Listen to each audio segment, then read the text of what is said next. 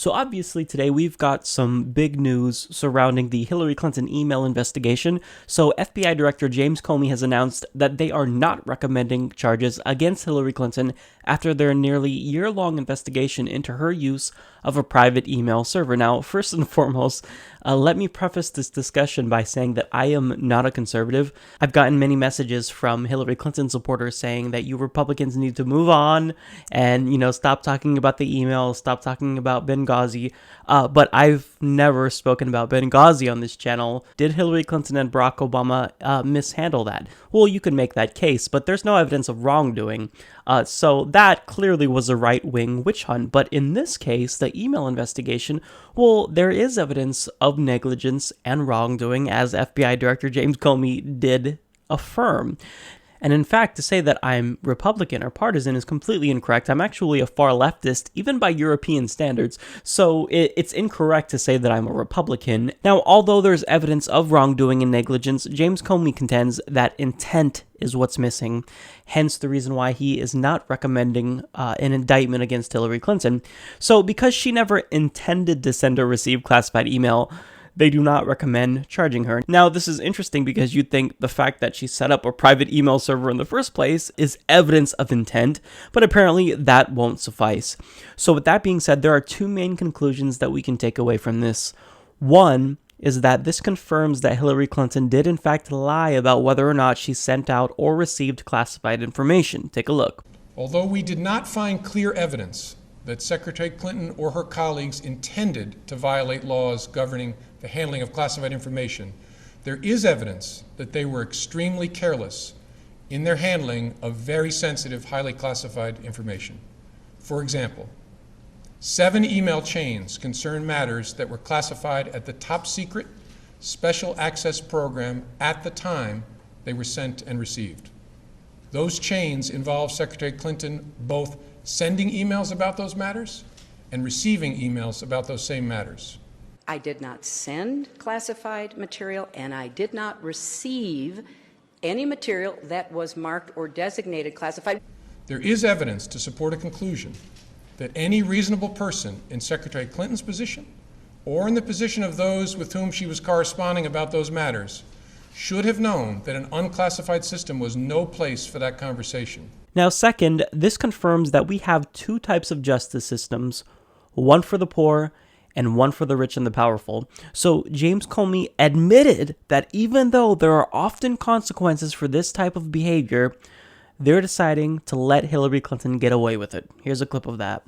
To be clear, this is not to suggest that in similar circumstances, a person who engaged in this activity would face no consequences. To the contrary, those individuals are often subject to security or administrative sanctions, but that's not what we're deciding now.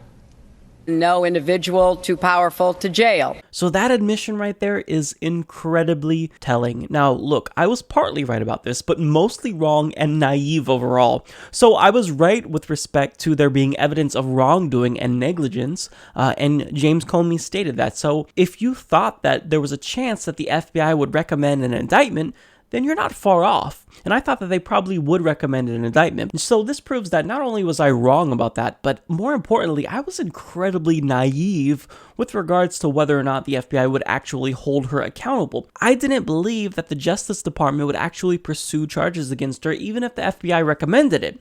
Now, since Attorney General Loretta Lynch stated recently that she would accept the FBI's recommendation, well, I thought that the chances of her being indicted had actually increased substantially, seeing that there were many indications that the FBI would recommend an indictment. Now, this stems from the fact that they granted immunity to a top Hillary aide, and also due to the evidence that came out in the findings of the OIG audit, which was scathing. Now, furthermore, there's a plethora of cases where lower-level officials were prosecuted for doing less than Clinton. So, for example, you have Thomas Drake, who was charged under the Espionage Act for revealing to Congress that the NSA surveillance program was doing unconstitutional things. Also, there's John Karakow, who leaked classified information about someone involved in a torture case, and not to mention David Petraeus and Chelsea Manning. So since all of these people were charged, not all of them found guilty, of course, but since they were charged, I thought, well, it's probably going to be the case that they at least indict Hillary Clinton, because I mean, what is the famous saying? You could indict a ham sandwich if you wanted to. It's so simple. And I was so naive about that. Anyone who commented and said, Mike, you're being naive here because it's a Clinton. She's rich. She's powerful. She's going to get away with it. She's not going to be held accountable. And I had a little bit more faith in our justice system and the FBI than that. But you guys were totally correct. I was incredibly naive. So anyone who told me that I was naive should feel vindicated right now, because I was. So look, I was wrong to believe that someone as rich and powerful as Hillary Clinton could be indicted.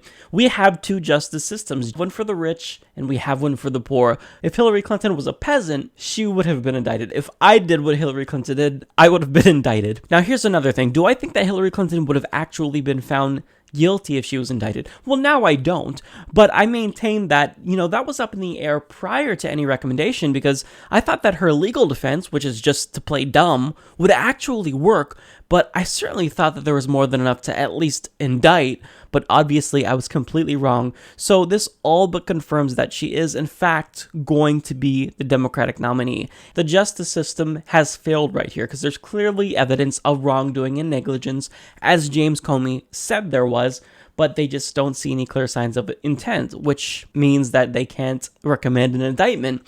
But in the end, Hillary Clinton will get away scot-free, even though she did mishandle classified information. So we have to figure out ways to effect change and get progressive policies instituted by circumventing the White House, because clearly, whoever gets in is probably not going to be representative of the people, so we have to do what we can to continue the progressive revolution.